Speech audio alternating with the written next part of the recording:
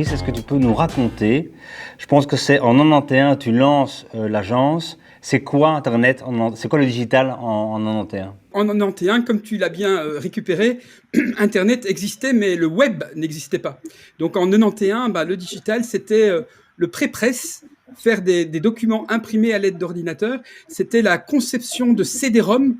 J'en ai fait énormément, comme Les Galaxiens, pour ceux qui lisent encore cette BD chez Dupuis, ou Le Mystère Magritte, ça c'était déjà un peu plus intéressant. Beaucoup de CD-ROM pour des entreprises comme Apple ou des sociétés interbancaires comme Swift.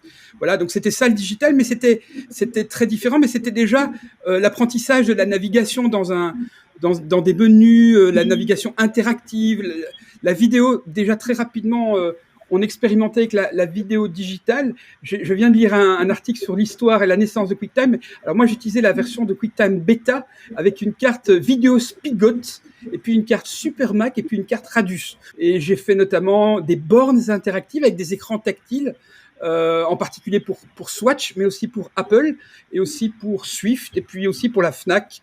Voilà, j'ai fait des trucs comme ça. Et puis après le CD-ROM, les bornes interactives, eh bien, en 94, j'ai entendu parler d'un truc qui s'appelait le web. À l'époque, j'étais sur Apple Link et je m'attendais, j'allais bouger sur eWorld. Attends, j'ai même les disquettes. J'ai peut-être été sur eWorld une fois ou deux. Donc pour ceux qui se souviennent, c'était le Wallet Garden propriétaire de Apple, auquel on se raccordait avec un modem, et voilà. Et puis Microsoft avait Microsoft Network, MSN, qui n'était pas l'Internet, mais qui était aussi un Wallet Garden. Et moi, j'étais sur CompuServe, pour ceux qui se rappellent. Et CompuServe, très rapidement, a permis d'utiliser le protocole TCP/IP via les points d'accès CompuServe pour se connecter à un truc appelé le web. Il fallait déjà une maîtrise de 4 ans d'ingénieur pour comprendre quelque chose à Internet à l'époque, quoi. Disons qu'on était quelques poignées de geeks. Il y avait, bon voilà, je me sentais très seul.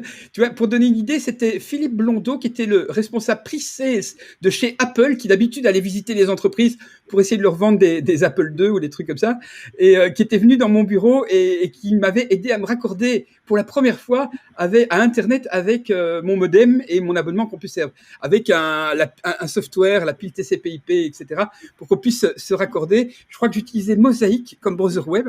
Et après 1 heure, la première chose que j'ai fait, c'est View Source. Et j'ai commencé à essayer de faire des pages HTML en local. En 95, on a commencé à faire les premiers sites web.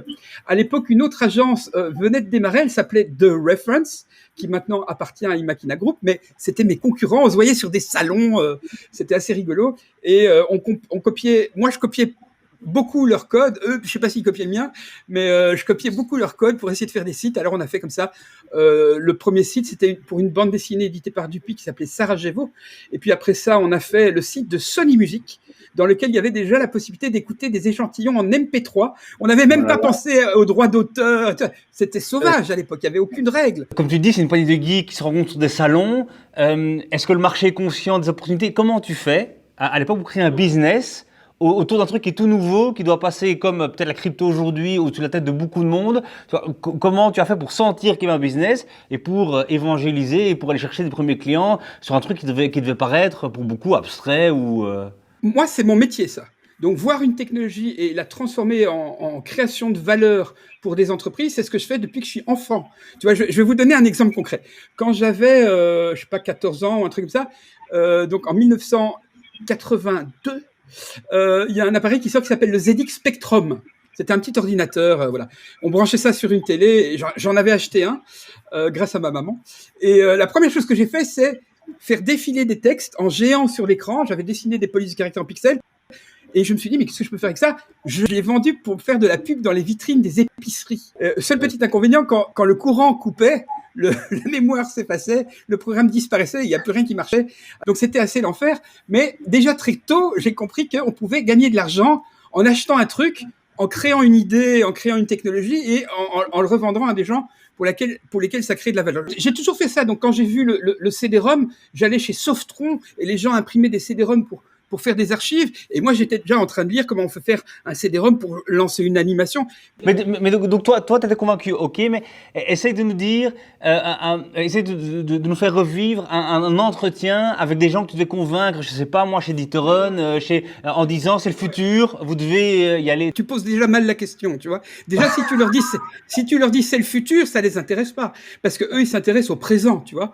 Donc, la première chose que tu dois faire, c'est pas les convaincre que c'est le futur et qu'ils doivent mettre, en Belgique, hein, et qu'ils doivent mettre de l'argent pendant des années, etc. Mais tu peux les convaincre que c'est déjà le présent et qu'il y a une opportunité de faire quelque chose, même si c'est tout petit, mais qui va créer de la valeur pour eux. Alors, je prends un exemple. La première personne que j'ai dû convaincre, c'était Patrick Decamp, qui était le CEO de Sony Music.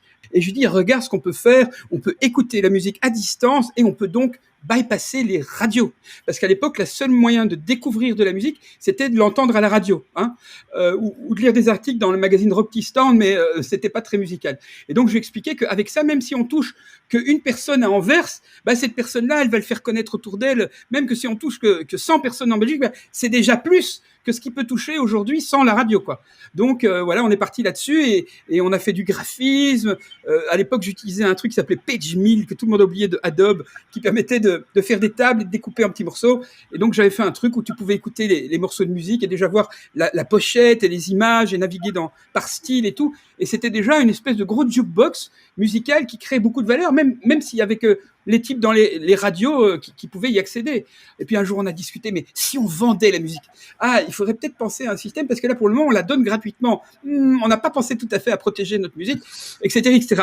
Même chose pour un éditeur de bande dessinée. Je reviens avec l'éditeur Dupuis. J'avais fait un CD-ROM pour eux, Les Galaxiens, un truc tout à fait rigolo, avec des petits jeux pour les enfants et tout. Et ils voulaient en fait que la presse puisse la découvrir. Alors à l'époque, il y avait une solution simple, c'était on imprime les BD, on les envoie par la poste à tous les journalistes et on espère qu'ils vont les ouvrir. Le seul problème, c'est qu'il y avait beaucoup de gens qui envoyaient des livres comme ça et que les journalistes, ils en ouvraient un sur 10, quoi. Hein.